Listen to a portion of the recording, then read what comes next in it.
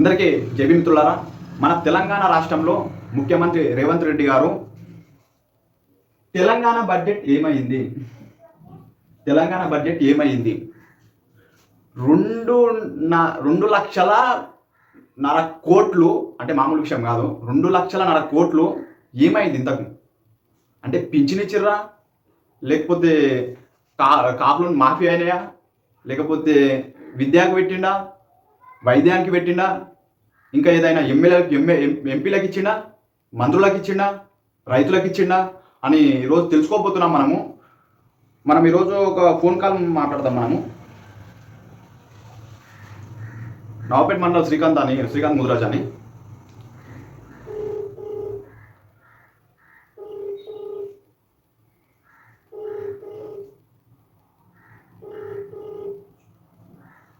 లేపుతలేనప్పుడు కొంచెం బిజీగా ఉన్నప్పుడు, మరి ఏం బిజీ?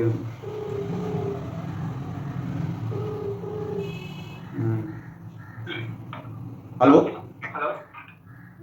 శ్రీకాంత్ మాట్లాడండి. అన్నా, నేను బాను జర్నలిస్టు. ఇప్పుడు మన తెలంగాణ రాష్ట్రంలో ఇప్పుడు ఏమంటారు 2.5 కోట్లు 2,00,000 కోట్లు బడ్జెట్ ఉంది కదా. ఏమైంది ఇప్పుడు? మన ఏమంటారు అంటే కాంగ్రెస్ పార్టీ వాళ్ళు మొత్తం అందరికీ మంచిగా చేసినాము, పింఛన్లు ఇస్తున్నాము, మాఫీ చేసినాము, కాప్ లోన్స్ మాఫీ చేసినాము, ఇంకేం కావాలంట అన్నట్లు మాట్లాడుతున్నారు. ఒకసారి దాన్ని మీతో ఒకసారి మనం చెప్తారా మీరు? కాంగ్రెస్ పార్టీ ఇస్తున్నటువంటి ప్రజాపాలన చెప్తున్నారు, కానీ బడ్జెట్ చూస్తేనే ఒకసారి అర్థం కావాలి ఈ సమాజానికి, ఈ తెలంగాణ సమాజానికి ఏ విధంగా. కొంచెం వాయిస్ బ్రేక్ అవుతుందన్న కొంచెం, ఎందుకంటే లైవ్ లో ఉన్నారు మీరు లైవ్ లో ఉన్నారు, కొంచెం వాయిస్ బ్రేక్ అవుతుంది. కొంచెం క్లియర్ గా చెప్తారా? ఇక ఇతర వీళ్ళకి కూడా అర్థం కావాలి కదా. అయితే ఏం లేదు సార్, ఇప్పుడు రేవంత్ రెడ్డి గారి ప్రభుత్వం ప్రజాపాలన అని చెప్పి చెప్తున్నారు కదా. అవును.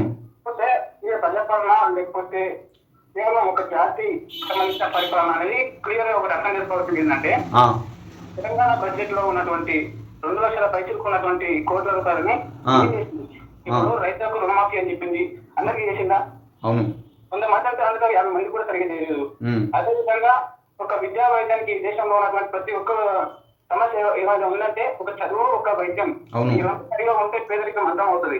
కానీ తెలంగాణ సమాజానికి సంబంధించినటువంటి బడ్జెట్ రేవంత్ రెడ్డి గారి ప్రభుత్వము కనీసం ఒక 10% కూడా నిర్వహించలేని సిగ్గులేని ప్రభుత్వం ఏదైనా ఉందంటే ఇది రేవంత్ రెడ్డి గారి ప్రభుత్వమే అని నేను బలంగా చేస్తా ఉన్నాను. ఎందుకంటే గత ప్రభుత్వము కేవలం 6% మాత్రమే విద్యా వైద్యానికి బడ్జెట్ నిర్వహించిందని చెప్పేసినటువంటి రేవంత్ రెడ్డి గారు ఆరోపణ చేసింది కదా. మరి ఈ ప్రభుత్వం ఏం చేసింది అంటే ఈ 2 ప్రభుత్వాలు ఈ సమాజానికి అన్యాయం చేసినాయి.